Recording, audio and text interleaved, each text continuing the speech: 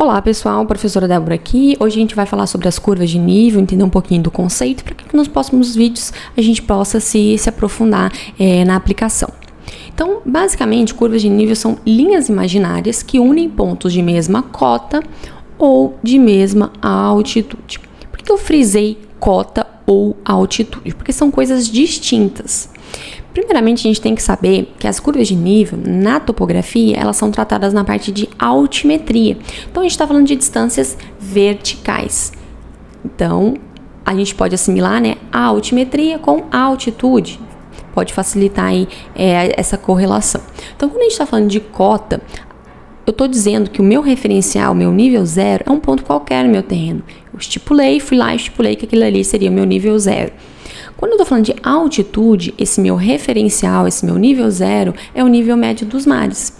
Por isso que, corriqueiramente, em obras menores, aí no dia a dia, o que a gente levanta e o que a gente trabalha são cotas, que a gente estipula o nosso nível 0 como um nível qualquer no terreno que a gente selecionar.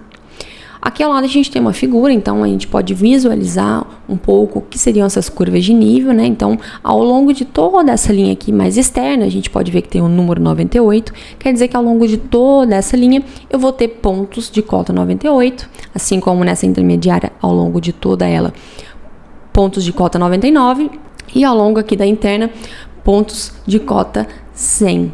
A gente pode ver que elas têm algumas características, algumas estão mais afastadas, algumas estão mais próximas, mas elas nunca se cruzam e também nunca bifurcam, ou seja, não tem duas curvas de nível se juntando e formando uma só.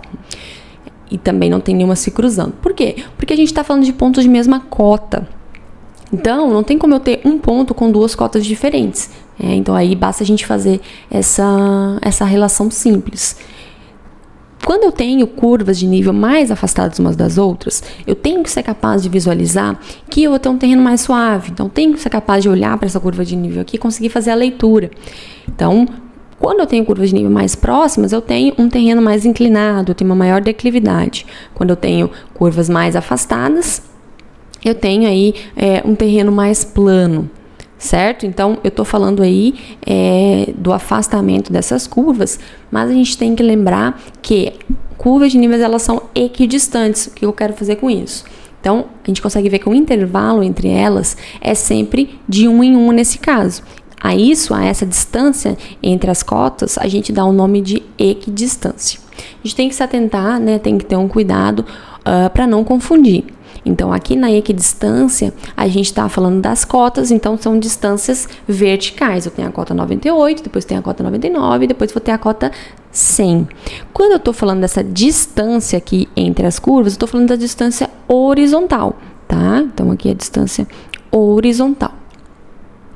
Essas curvas, então, para a gente chegar nelas, elas são geradas através da interpolação de pontos. Mas antes ainda da gente fazer a interpolação, a gente tem que chegar nesses pontos, nesses valores de cota. Hoje em dia a gente tem diversas técnicas e diversos equipamentos disponíveis. Alguns mais tradicionais, alguns mais modernos e inovadores. Cada um vai ter aí o seu custo, a sua velocidade de aquisição. Cabe ao profissional selecionar aquele que seja mais adequado para a situação em questão. Então a gente pode trabalhar com estações totais, com teodolitos, receptores GNSS, vantes, que está mais recente aí através dos aerolevantamentos, que são os veículos aéreos não tripulados. Mas a gente também pode usar o velho e bom nível de mangueira, tá? Nada impede, desde que seja aí uma situação no terreno menor, não seja uma grande área a ser levantada. A gente tem que lembrar também que cada técnica e cada equipamento vai ter a sua precisão e a sua acurácia. A gente tem que se atentar a isso também.